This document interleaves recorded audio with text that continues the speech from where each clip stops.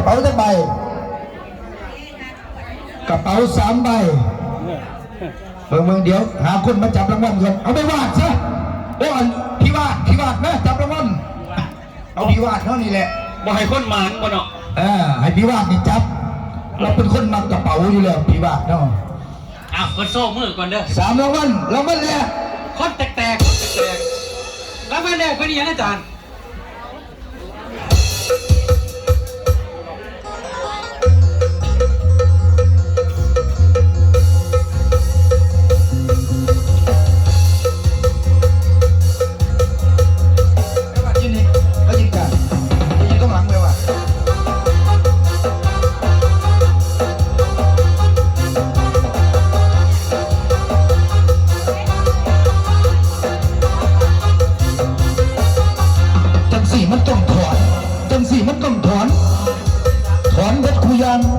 ว่าจะมีแนวให้ถอน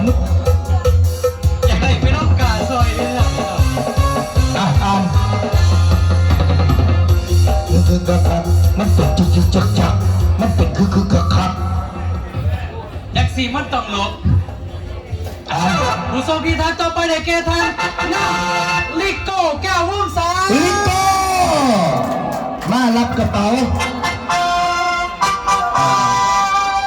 เป็นกระเป๋าเงินนะครับเป็นกระเป๋าใส่สตังค์มันแท้มันแท้เอา1 2 3มาแต่ใส่ดิเรางามหมันเลยเรางามเพชรนิจันทร์โศกไส้ผู้ทรงพิธานต่อไปได้แก่ทางบุญมีไส้ยามงนี่ปากซอยเรื่องมาป่าแดงโอ้ยเราดีใจแห้งเราได้กระเป๋าผู้ทรงพิธานต่อไปได้แก่ท่านโอ้ขอก็ดีใจน้ำเราเนี่ยผู้ใหญ่น้องค่ะดีใจน้ำเราท่านแก้วหุนนศรีหาจารย์ท่านแก้วหุนนเรายังจะได้เธอได้กระเป๋าแล้วเนี่ยเราพายจะกระเป๋าผ่าไรแล้วอ่ะโอ้ยมือถูกพายจะกระเป๋ามากเลยแต่กระเป๋าผ่าเครื่องเดียวเป็นบ่เครื่องสุดท้ายเป็นบ่ย้ำมาไทยโม่ต่อไปเขาถือว่าโทรศัพท์มือถือให้ปล่อยจับก็ได้คนหมันให้คนหมันจับเนาะใช้อาจารย์ปอยใช้อาจารย์ปอยคนที่ได้เงินหลายอาจารย์ปอยมาจับโทรศัพท์เป็นมูได้ดิผู้โชคดีด้วยผู้ที่ได้เงินหลายที่สุดในงานนี่เนาะคนแตกด้วยมาลุ้นกันมาผู้ใดแล้วมันใหญ่จะเป็นผู้ใดถ้าไหนที่ว่าผู้ใดแล้วมันจะบอกคนไก่เนาะจับเจ้าจะเฮ็ดจะให้กับเฮ็ดด้วยแล้วก็ยืมใบมันมา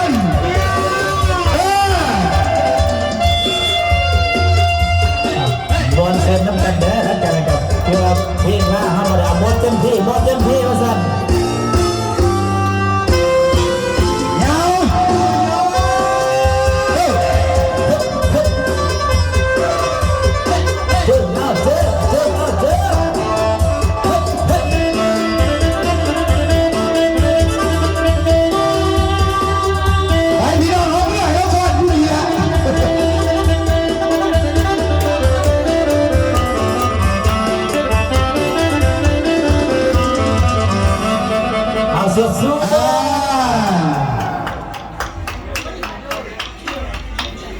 อ่ะสำหรับงานมื้อนี้นะครับเฮาก็คือสิพี่น้องเขาบอกจะคุ้มหลายเดียวพี่น้องเขาจะกันอยู่สำหรับมื้อนี้นะครับบริษัทพัสโกล่านะครับนับเลยครับแต่ท่านต้องใช้ปีหน้าเดี๋ยวต้องเล่าท่านรองประธานบริษัทเดียวแต่ท่านผู้จัดการนะครับพัชรพรสวัสดิ์ขอขอบคุณพ่อแม่พี่น้องและประชาชนพี่น้องที่ได้ร่วมกิจกรรมทั้งนั้นเดี๋ยวพี่น้องเราจะนำทีมของ